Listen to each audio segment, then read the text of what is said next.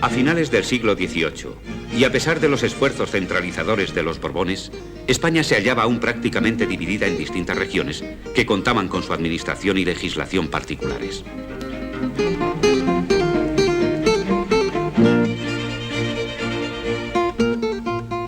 Las comunicaciones no habían conseguido borrar estas fronteras interiores y cada región vivía lejos de la capital, replegada en sí misma, con sus costumbres y tradiciones. La capital del reino es Madrid, que cuenta con 500 calles, 42 plazas, 7.400 casas y 183 iglesias y conventos. Escogida por su situación en el centro de la península, por su clima sano aunque duro, había quedado un poco al margen de las corrientes económicas, transformándose en una villa de cortesanos, funcionarios, ricos ociosos, pretendientes aventureros, artesanos modestos y campesinos que cada día, más allá de las verjas del Buen Retiro, cruzaban la ciudad al alba camino del Palacio Real o a trabajar en las casas de la villa y en los campos vecinos.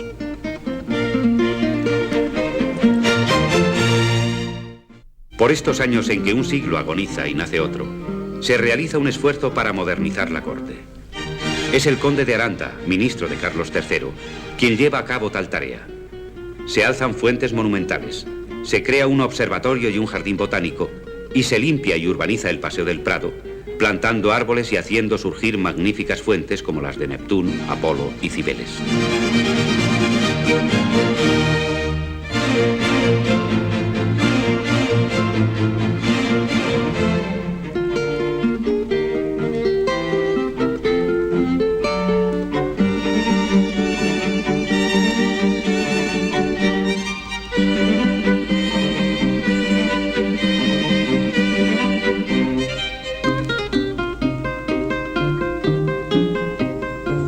En la parte más alta de la villa se hallan los palacios de la aristocracia y la gran mayoría de los conventos, separados entre sí por estrechas calles con edificios de madera y adobe.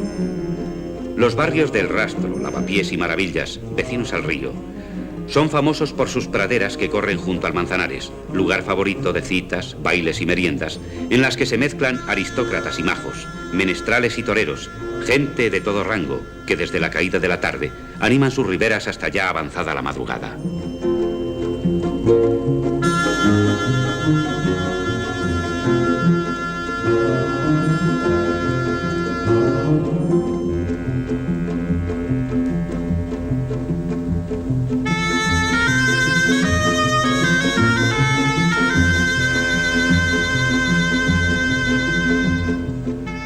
Esta villa de Madrid, que apenas roza por entonces los 300.000 habitantes, cuenta también con dos teatros de prosa, el de la Cruz y el del Príncipe, donde se dan cita personajes significados de la corte.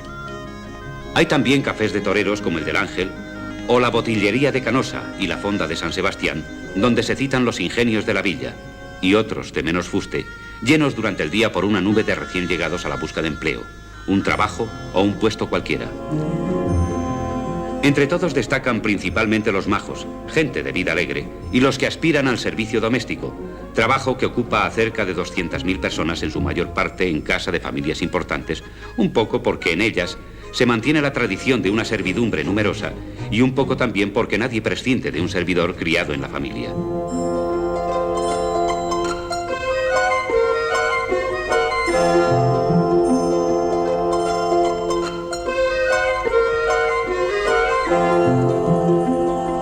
Sin embargo, aunque son profundas las diferencias que separan a unos españoles de otros, hay un fondo común que les une, cualquiera que sea su condición social: su deseo de vivir, su actitud ante la vida, razón fundamental de su modo de ser, de su existencia.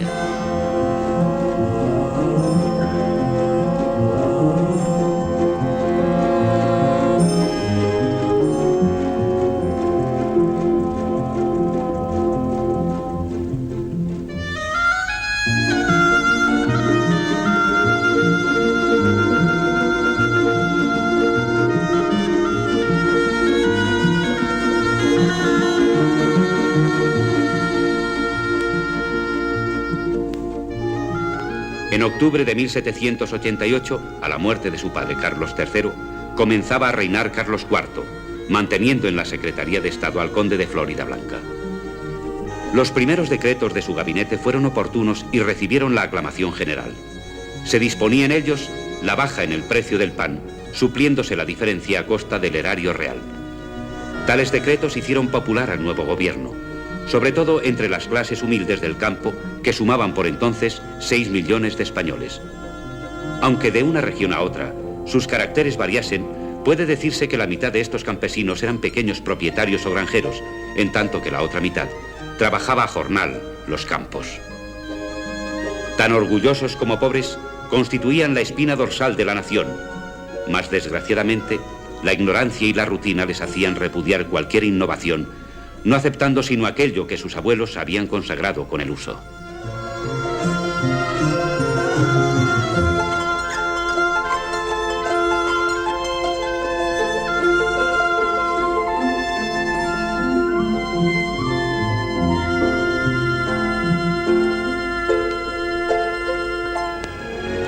Tras la proclamación del nuevo rey, se convocaron las Cortes de Castilla.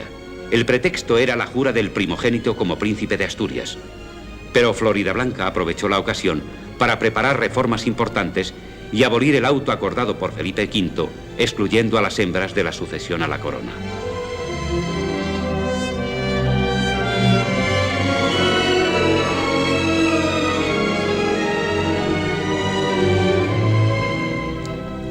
El rey aceptó la propuesta, aunque el documento no fue publicado por entonces, y las Cortes se disolvieron tras acordar la limitación de los mayorazgos y las facultades del honrado concejo de la Mesta. Contrasta esta pacífica actitud con el ardor revolucionario de las jornadas que en Francia estaban a punto de desarrollarse.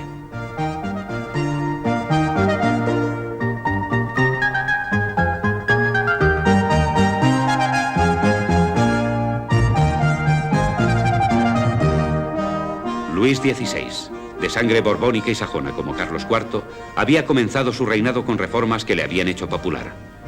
Mas como en España, a él ya se había sucedido una grave depresión, motivada sobre todo por la penuria económica ocasionada por las grandes obras públicas y una ambiciosa política internacional.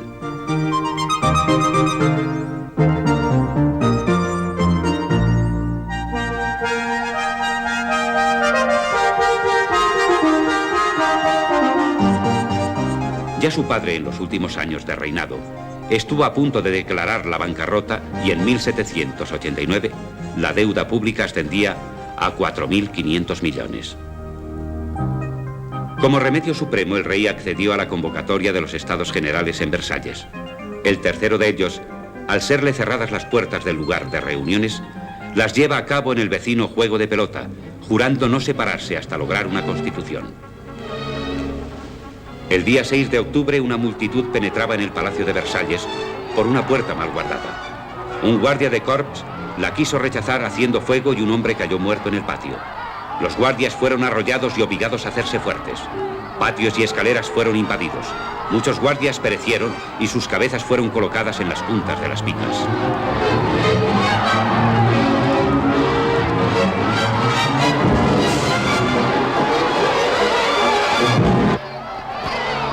El traslado del rey a París tuvo más importancia que la toma de la Bastilla, fortaleza que desde Richelieu servía de prisión de Estado.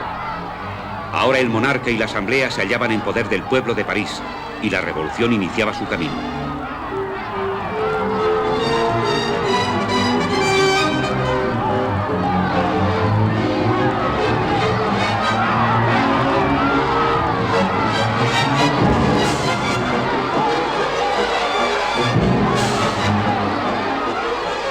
Luis XVI, sin embargo, no se resignó a ser su prisionero e intentó abandonar la capital, el 20 de junio, en una berlina preparada ex profeso. Sin embargo, reconocido por un postillón, era detenido en Varennes, mientras un ejército destacado en su ayuda llegaba demasiado tarde para liberarlo.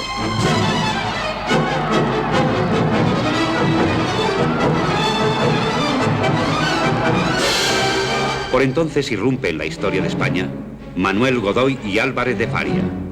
No está claro el proceso que le llevó a captar la voluntad de los reyes, pues él mismo lo calla en sus memorias. Mas a los 2 años, de guardia de corps, había llegado a mariscal de campo.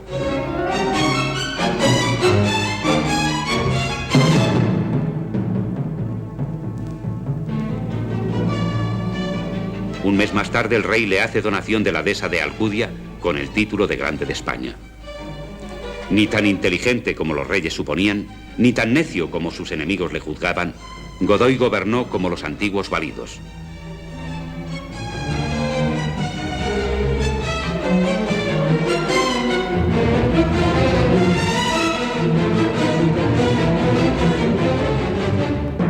No toleró que nadie le hiciese sombra y procuró la ruina de cualquiera que pudiese obstaculizar su dominio, por eminentes que fueran sus servicios.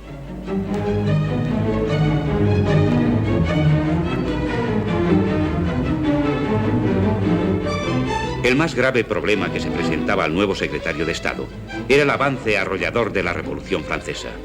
Carlos IV aún deseaba salvar al rey francés, pero ya los acontecimientos se precipitaban y Luis XVI subía al cadalso.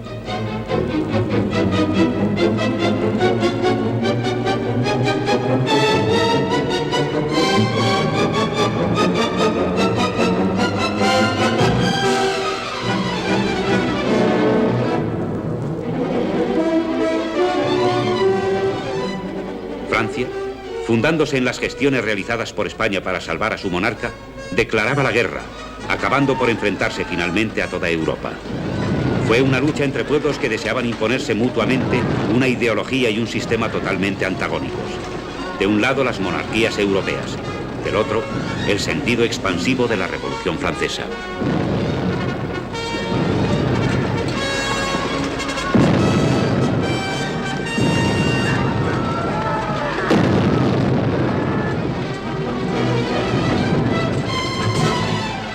Francia improvisó ejércitos generales y armamentos. Se inicia a lo largo de sus fronteras una serie de victorias inverosímiles y en Tolón, donde los aliados se ven obligados a retirarse a la luz de los incendios, suena por vez primera el nombre de un capitán de artillería llamado Napoleón Bonaparte.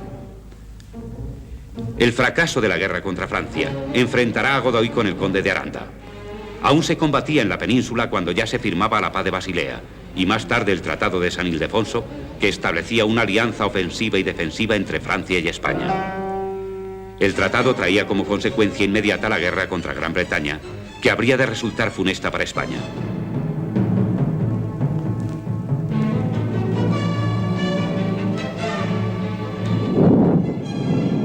El primero de los grandes desastres fue el combate ante el Cabo San Vicente, donde la escuadra española fue dispersada, aunque Nelson era rechazado a su vez ante Tenerife.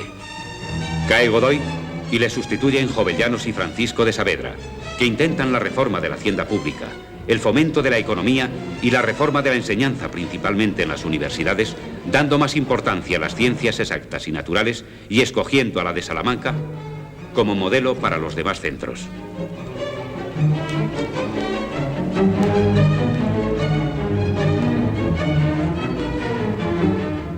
Jurista, historiador, economista y literato, Jovellanos es un ejemplo de los hombres que a través de todos los siglos han querido mantener a España dentro de las corrientes de la cultura europea.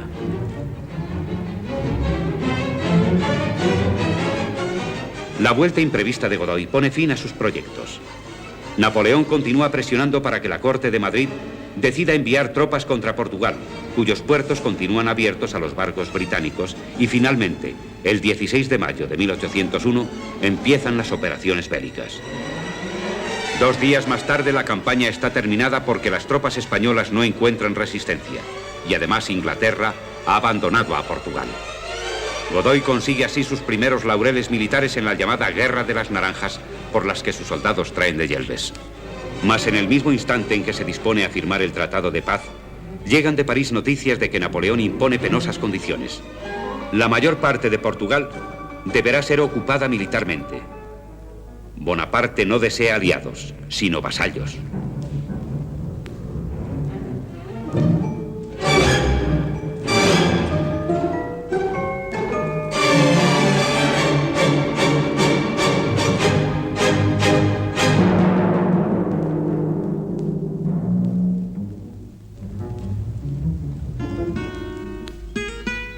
El año de 1803 fue terrible para España.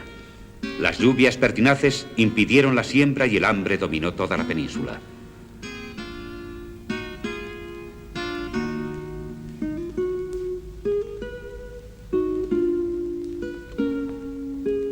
Multitud de procesiones poblaron las aldeas y en todo el año no cesaron de alzarse rogativas a fin de lograr un alivio para los campos y las cosechas.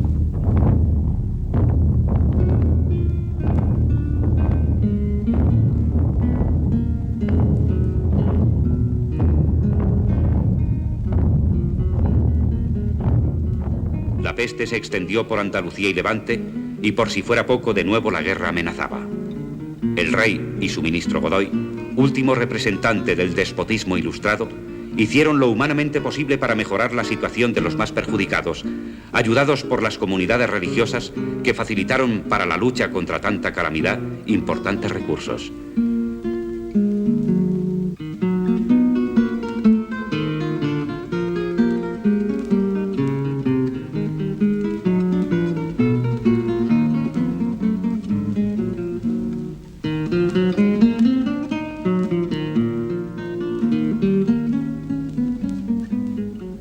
Se despacharon convoyes de grano a las provincias más afectadas por el hambre.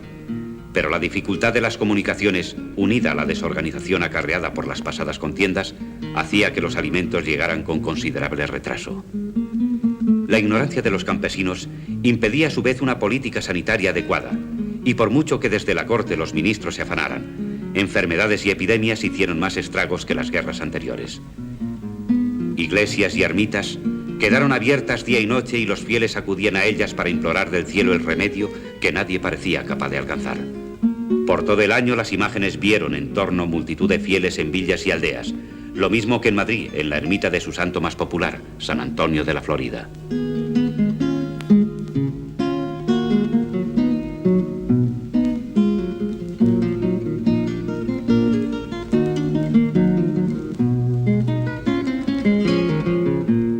Toda España aspiraba a un tiempo de paz, una tregua al menos que permitiese al país rehacerse. Pero no fue posible. Napoleón, reciente triunfador en Marengo y ahora emperador de los franceses, necesitaba la escuadra española para su proyectada invasión a Inglaterra. Su plan fue desbaratado por la agilidad y pericia de los almirantes ingleses, y tras el combate indeciso del Cabo Finisterre, la escuadra franco-española tuvo que reparar sus averías recalando en Cádiz. Napoleón, poco diestro en las cosas de la mar, ordenó la salida y frente a Nelson, los marinos españoles Gravina, Churruca y Alcalá Galiano eran sacrificados a la impericia de los mandos franceses.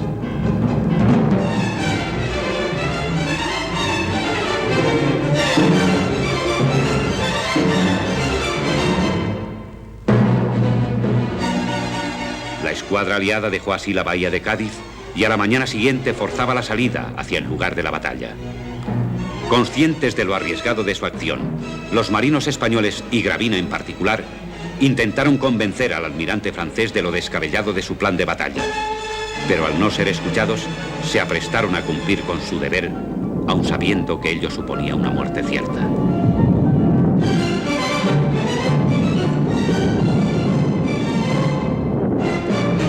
Franceses y españoles rivalizaron con sus enemigos en valor y sacrificio, pero sus esfuerzos resultaron inútiles. Murieron Nelson por los ingleses y por los españoles Churruca y Alcalá Galiano, junto a los principales jefes aliados.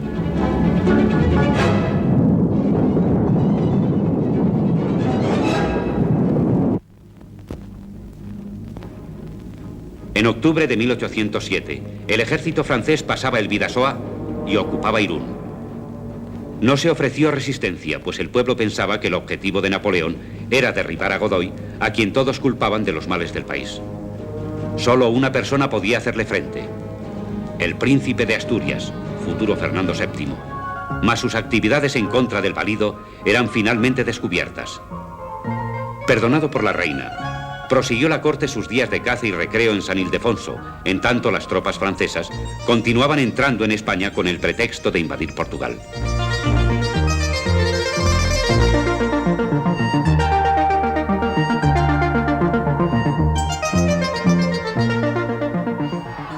Los agentes del partido contrario a Godoy excitaron los ánimos de la plebe que desde Madrid había acudido a Aranjuez y así, en el mes de marzo, estallaba el motín que viene a alterar la historia de España.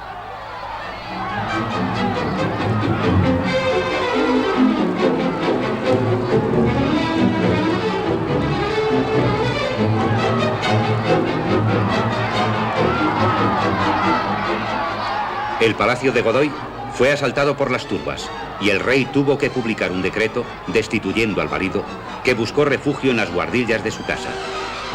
Tras día y medio sin comer, intentó abandonar su palacio, pero reconocido por la guardia valona, acudió el gentío apedreándole.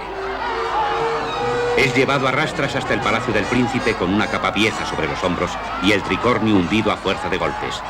Tiene una herida abierta bajo el ojo derecho y casi de milagro llega vivo al cuerpo de guardia, con una puñalada en una pierna y los pies heridos por los cascos de los caballos.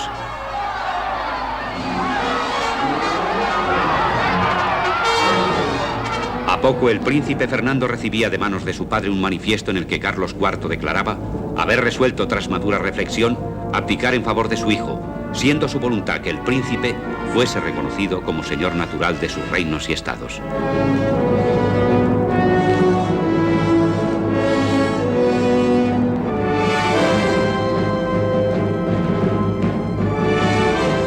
Ningún príncipe hasta entonces había sido acogido con tal entusiasmo.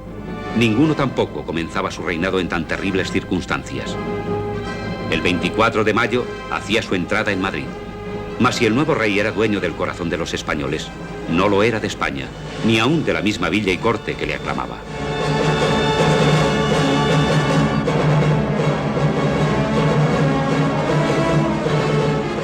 Días antes había entrado en ella Murat, cuyos informes a Bonaparte el propio embajador francés contradecía escribiendo: la nación española no se parece a ninguna otra y no se la puede juzgar sino desde dentro. Creo importante que vuestra majestad decida venir lo más pronto posible y no adopte ninguna medida hasta ver las cosas por sí mismo. Los españoles tienen un carácter noble y generoso, pero tienden a la ferocidad y no soportarán ser tratados como nación conquistada. Obligados por la desesperación serán capaces de las más grandes y valientes revoluciones y de los más violentos excesos.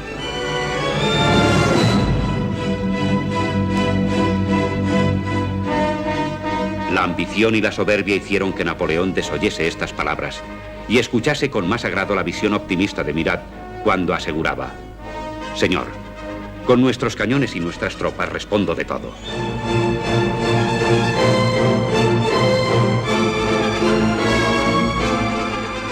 Fueron tales informes los que animaron a Napoleón a poner en práctica su plan de guerra contra los españoles.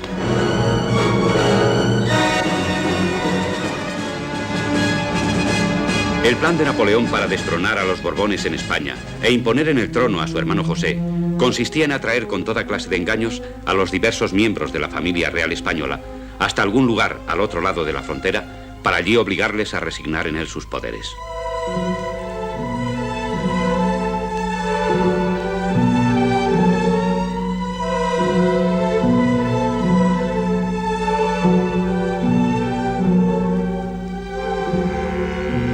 Fue fácil hacer salir a la mayor parte de ellos, pero no así arrancar a Fernando VII de la corte, donde había sido recibido con fervor popular sin precedentes.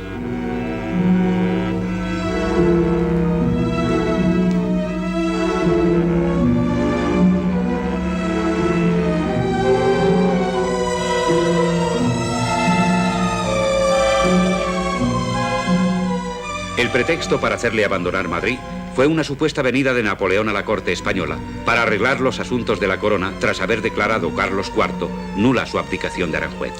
El 10 de abril de 1808 partió la corte de Fernando VII al encuentro de Napoleón y fue su viaje un paseo triunfal por Castilla. En Burgos, los viajeros recibieron el primer desengaño al no encontrar a Bonaparte en la ciudad. En pleno ambiente de sospecha, el rey pidió alguna demora con pretexto de celebrar las fiestas de Semana Santa. Se le propuso entonces la huida con un plan de éxito casi seguro, pero el rey se negó a aceptarlo, ya que hubiera hecho estallar la guerra civil inmediatamente entre la España apasionada por la causa del nuevo rey y el rey viejo apoyado por Napoleón. En Vitoria llegaba una carta premiante de Bonaparte y 2 días después la comitiva pasaba la frontera. En Bayona, el rey y el príncipe abdicaron, pasando más tarde al castillo de Balançay como huéspedes de Talleyrand.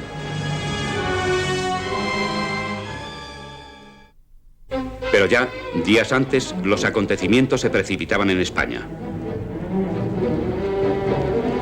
El llanto del infante don Francisco, cuando se le obligaba a tomar el coche para Francia, lanza al pueblo de Madrid contra las tropas de Murat.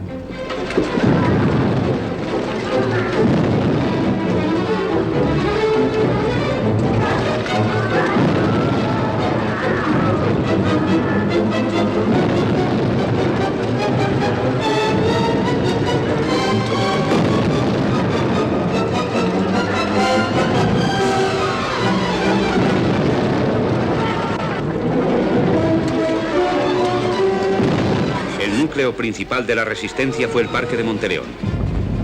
Pero al fin la revuelta fue vencida y Murat la reprimió con terrible dureza.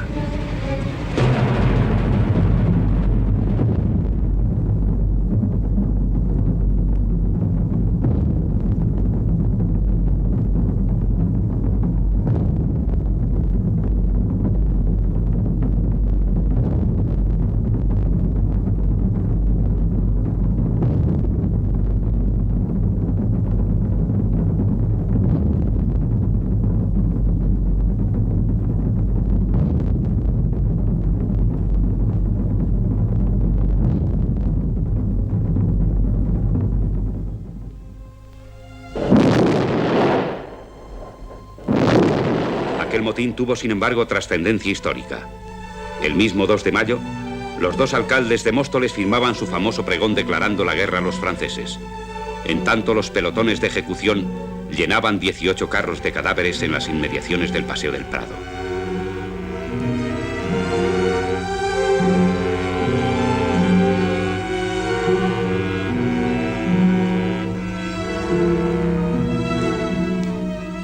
José Bonaparte, apenas llegado a Madrid, escribe a su hermano: el estado de esta ciudad continúa siendo el mismo.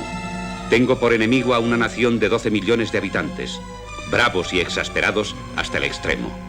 Todo lo que se hizo aquí el 2 de mayo es odioso. No se ha tenido ninguna de las consideraciones debidas con este pueblo. Los hombres honrados no me son más afectos que los pícaros. Señor, estáis en un error. Vuestra gloria se hundirá en España.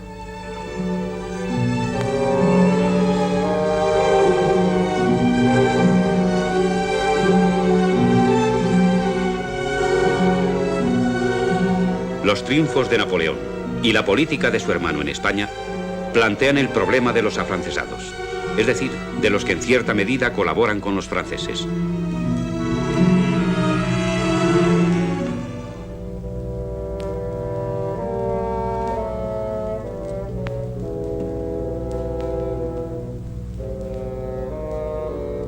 Para ellos, entre los que se hallan el mismo Goya, Moratín y Silvela, la nueva dinastía francesa es un medio de europeizar a España, y los más sinceros son los antiguos protegidos de Godoy.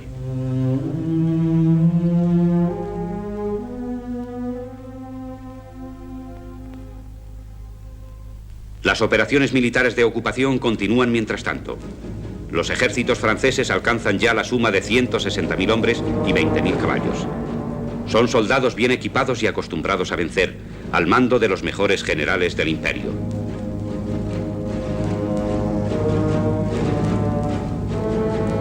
Nada interesaba tanto a Napoleón como tomar la plaza de Cádiz, en cuyo puerto la escuadra francesa se mantenía bloqueada por la inglesa y bajo el fuego de las baterías españolas. Dupont, al mando de 20.000 veteranos, forzó el puente de Alcolea y se dirigió hacia Córdoba. La confianza de Murat, organizador de la expedición, era absoluta. Al primer cañonazo que usted dispare, escribe a su general, debe volver la tranquilidad a toda Andalucía y diría que a casi toda España. En tanto, Dupont entraba en Córdoba. Él y sus soldados oscurecían sus evidentes cualidades militares con la codicia más desenfrenada. La ciudad, rica siempre, en la que se acumulaban riquezas debidas a un próspero comercio, era una buena presa para los ávidos soldados. El saqueo fue terrible y el botín dificultó las operaciones, excitando el deseo de venganza de los andaluces, que multiplicaron las partidas que incomunicaban a Andalucía con Madrid.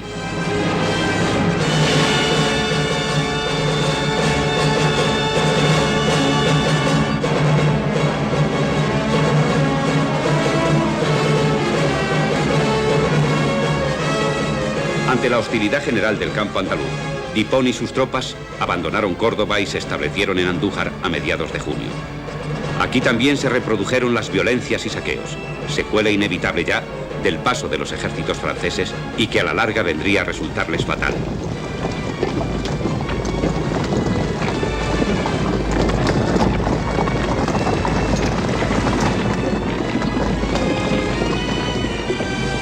Entretenidos por el pillaje, desmoralizadas las tropas, obsesionadas por llevar consigo cuanto de valor podían encontrar en las ciudades a su paso, quedaron en esta villa demasiado tiempo, en una inactividad de la que sacarían provecho los mandos españoles.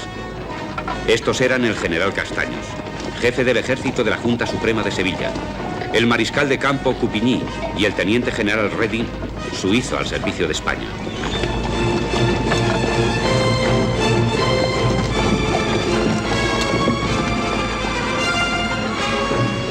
Nuevos desmanes cometidos en Jaén venían a aumentar, si ello era posible, la frenética y desesperada hostilidad de los andaluces. Un destacamento francés, enviado en busca de víveres, después de saquear terriblemente la ciudad, había vuelto a su cuartel general asolando a su paso la comarca.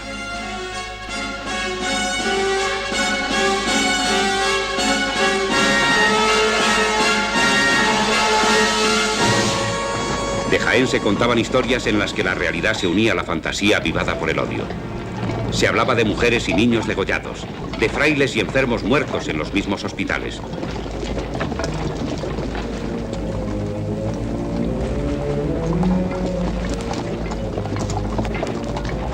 Ni un grano de trigo, ni una azumbre de vino, ni un puñado de paja habían dejado las tropas tras de sí, y hasta las medicinas de las boticas, al decir de un testigo de aquellas jornadas, habían sido robadas, lo mismo que los tesoros de las iglesias.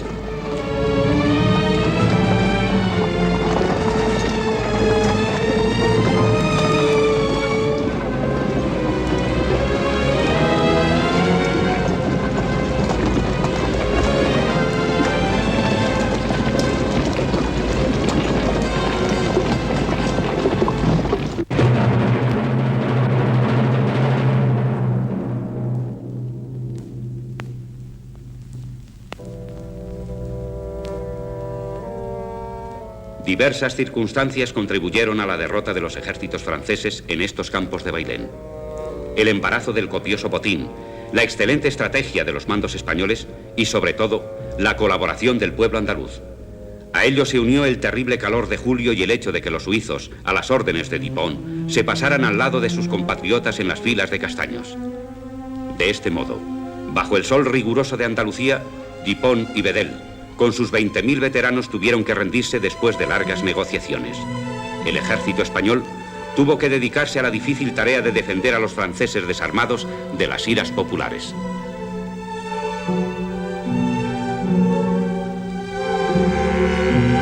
Las consecuencias de la batalla de Bailén fueron incalculables no solamente para España, sino para todas las naciones sojuzgadas por Napoleón. Era la primera vez que un ejército imperial era vencido en campo abierto y para los españoles aquel primer éxito despertó un optimismo ya a prueba de reveses. La noticia llegó tardíamente a Madrid, pues los partes eran interceptados por los guerrilleros, pero se difundió con gran rapidez entre los patriotas de toda la península.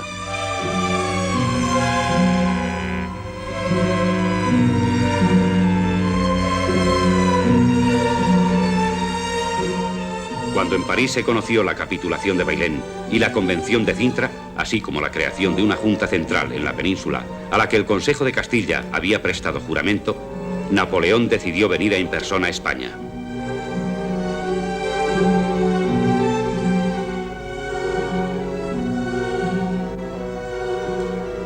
Parto dentro de unos días, dirá a sus diputados, para ponerme yo mismo a la cabeza del ejército, coronar en Madrid al rey de España y plantar mis águilas sobre las fortalezas de Lisboa.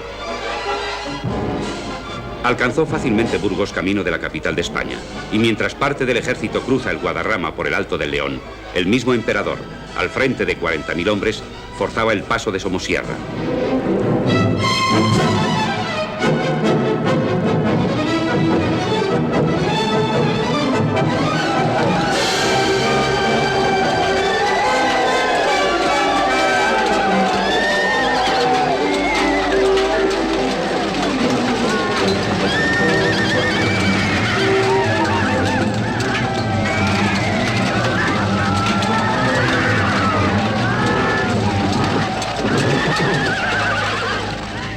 El camino de Madrid quedaba libre.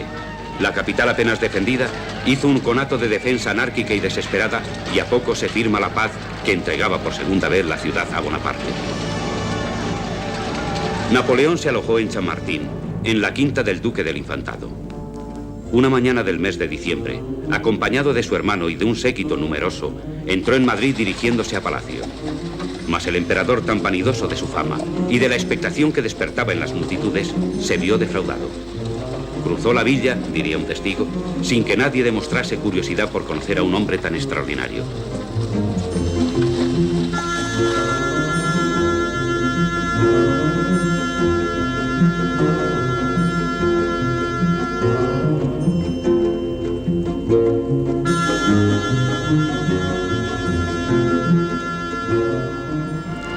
En tanto, uno de los mejores generales ingleses, John Moore, salió de Portugal con un ejército pequeño pero bien disciplinado, y tras ocupar Salamanca, intentó cortar las comunicaciones de las tropas francesas con la frontera. Napoleón se dio cuenta del peligro que corría y a su vez intentó cortar el contacto de Moore con la escuadra inglesa que le esperaba en La Coruña. Cruzó el Alto del León y una semana más tarde estaba en Astorga, donde se hacía mostrar los oficiales prisioneros tomados a los ingleses.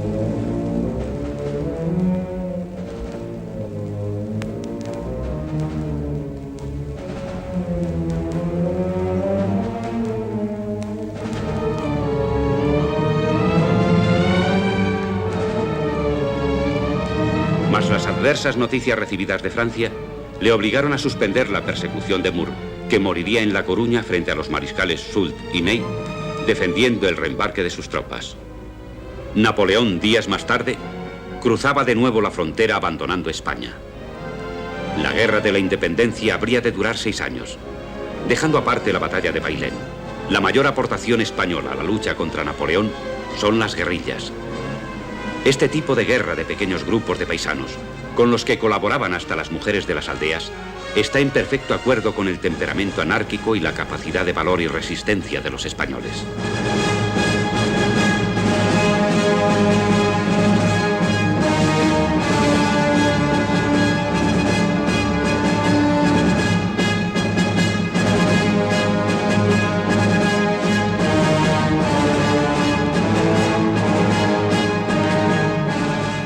En ningún otro hecho de armas se reveló esta capacidad de resistencia y sacrificio, como en los sitios de Zaragoza y Gerona bajo el mando de Palafox y Álvarez de Castro.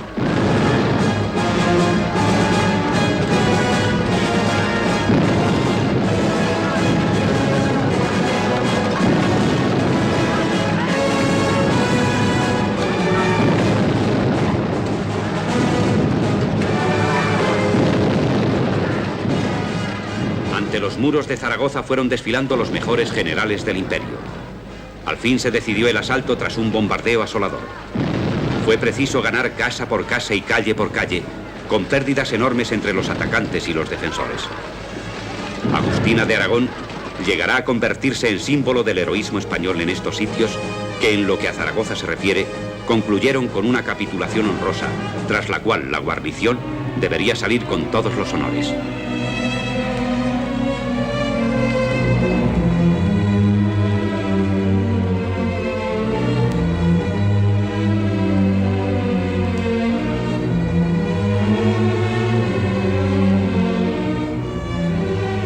La ciudad había resistido un asedio de 2 meses, 42 días de bombardeos y 23 de combate casa por casa. Habían muerto los 2/3 del ejército y la mitad de la población civil, cuya resistencia porfiada solo se vería superada por la de la Plaza Fuerte de Gerona.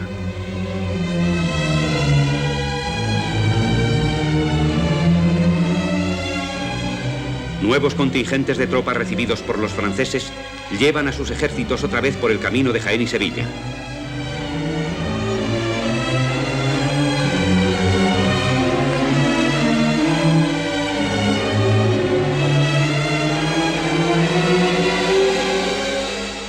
José Bonaparte pudo, sin gran resistencia, realizar una expedición triunfal por Andalucía, de enero a abril de 1810.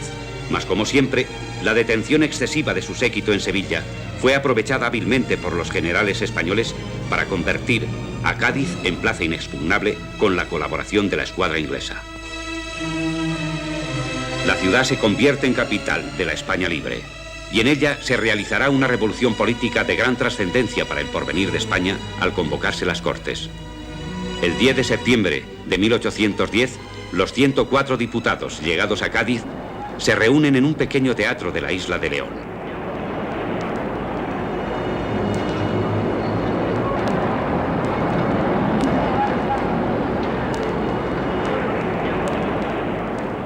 Para comenzar, la Asamblea declara no reconocer otro rey que Fernando VII y trasladadas las sesiones a la ciudad de Cádiz, estas tendrán lugar ahora en la iglesia de San Felipe Neri.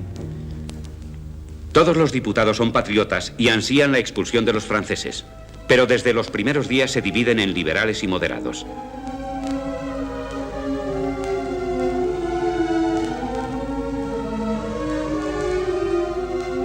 Las Cortes se convierten pronto en lugar de apasionadas discusiones en las que se trata más de dar al país una constitución que de buscar los medios para rechazar a los franceses. Por último, se llega a la votación final que tiene lugar el 19 de marzo de 1812.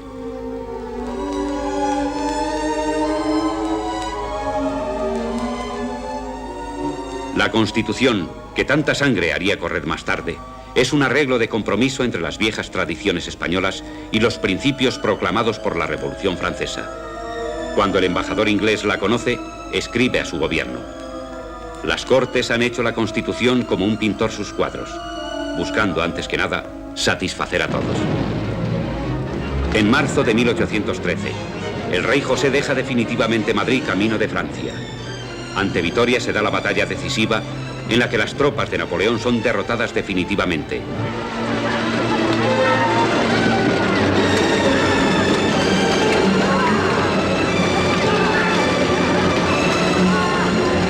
Cinco meses más tarde, el ejército de Wellington entra en Francia y a poco Fernando VII queda libre.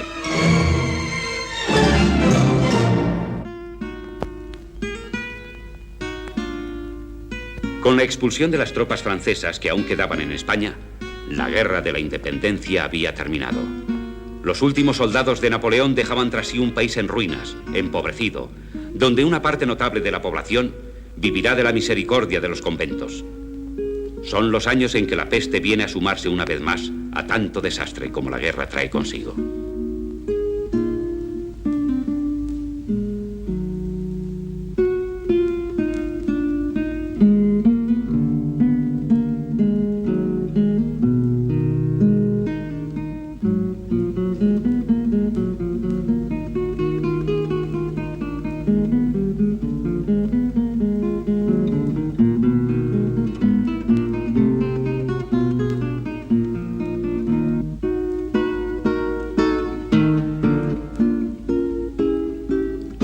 Puede servir de símbolo a esta época, es Francisco de Goya y Lucientes, testigo de estos años a lo largo de una vida prolongada, observador privilegiado desde sus días jóvenes en la corte hasta el tiempo postrero del destierro. Su arte, desde los cuadros galantes a los lienzos que narran los días heroicos de su patria, acabará a su vez en imágenes ciertas, más disfrazadas a veces de alegorías, en las que se adivinan rostros, tragedias, luces, sueños de la razón, que al decir del artista, engendra monstruos. Supremo definidor de España y el mundo de su tiempo, en cuanto de noble o miserable existe, su genio no fue sensible solo a lo raro y alucinante, sino también a toda flaqueza que fustiga a través de sus dibujos. Supo ver dónde acababa el siglo XVIII y dónde comenzaba el XIX, no solo para el arte, sino también para la historia. Y solitario, sordo, viejo ya, utilizará su genio para evadirse de la dura realidad que le rodea.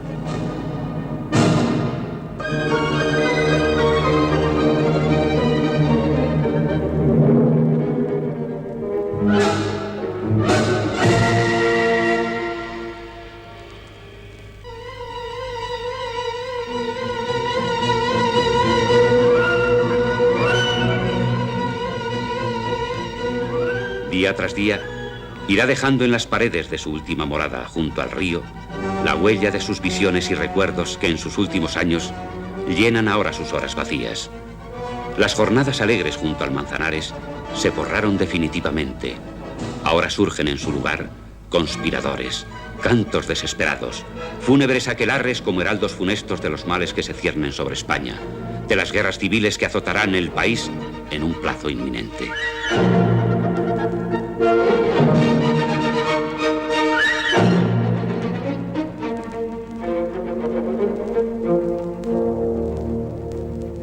La aventura de Napoleón resultará para España aún más funesta que para Francia.